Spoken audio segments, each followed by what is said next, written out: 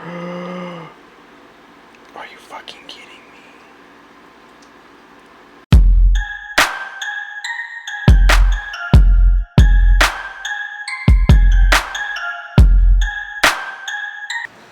What's up, YouTube? I just got home from seeing Suicide Squad.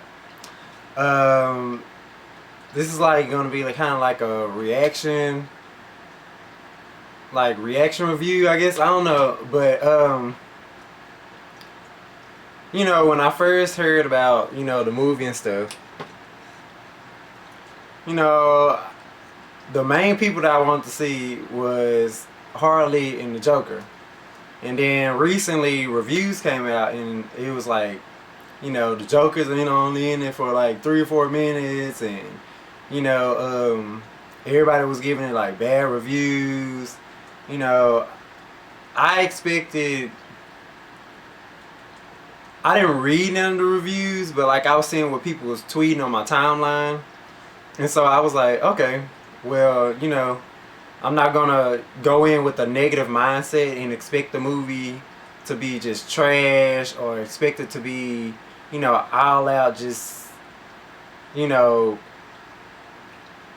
downright bad. But, you know, when I went in, my main expectations was to see Harley put in some work. Of course, I wanted to see Deadshot, but I really don't know.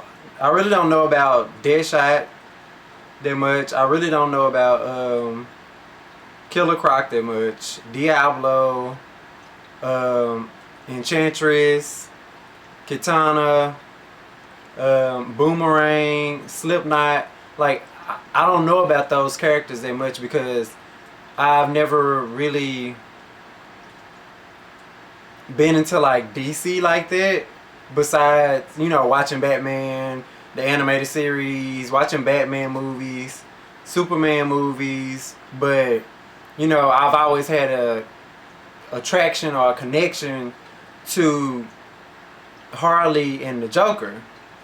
Those are like two of my favorite villains or whatever.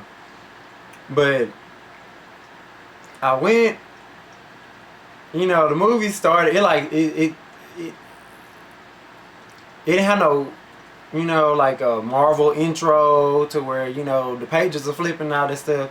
It kind of like just went straight into it or whatever. It gave each character's backstory except for Slipknot,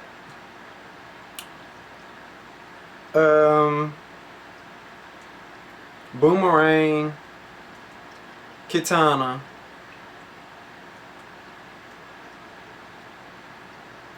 I think that's it. Like, as the story progressed though, like, it gave you like some information on each character. Kitana, like, some things happened to her in the past or whatever, and she, you know, she's a certain way because, you know, what happened to her. And then Slipknot, like, you really didn't get no information on him.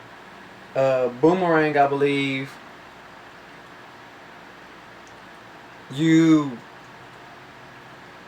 really didn't get no information on him either. It was kind of like just certain characters, because it's like, okay,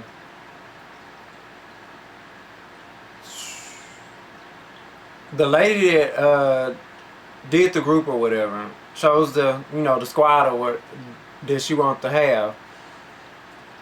Each character she named, it gave a backstory on, but then it was like other characters, they came in kind of like mid-story, and you didn't really get a background story on them. But, you know, as the movie moved along, you know, you felt like the friendships and, you know, that was growing between the characters. You felt um, the pain that, you know, some of the characters had been through, what they felt, what they were still going through. Um, the Joker, you know, I was actually happy because the Joker and Harley, it's like this one scene. It's not that long, maybe like 30 seconds, maybe 30-45 seconds, and Harley has on her original suit from the animated series that I remember, and Joker has on his purple suit. And that really, you know, it got to me because, you know, all the previews you seen, and Joker is all new, and, you know, he doesn't look like the original Joker, the Joker that you're used to. Harley doesn't look like the Harley that you're used to. But it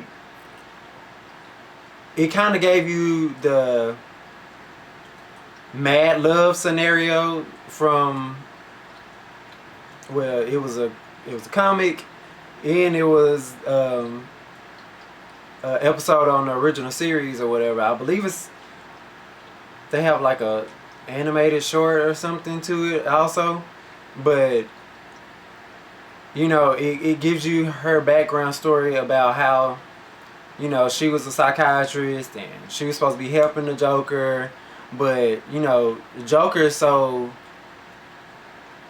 he's not like mentally unstable. He knows what he's doing. And so he kind of like made her fall in love with him. Deadshot has a daughter that, you know, I knew nothing about. Diablo, I knew his story from Twitter or whatever.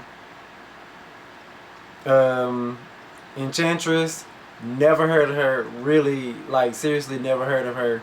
But it's cool, you know, seeing how she came about or whatever. But you really don't know her full backstory, because Enchantress is like a very old witch or whatever. She's just inhabiting this lady's body. But the action is intense. The storyline, to me, is good. It keeps you involved. It keeps you going. So overall, to me, it was a great movie. It was. I don't want to compare the two, but I am. Suicide Squad was, in my opinion, so much better than Batman vs Superman. It felt whole, and Batman vs Superman did not feel completely whole. But you know, I'm excited. I actually want to see it again. Thanks for watching. This was my reaction review of Suicide Squad. You know, if you have a chance, go out and catch it. It's a real good movie. You'll get a couple laughs, you'll get a couple feels, and then, you know, plenty of action, good soundtrack. So make sure you see it.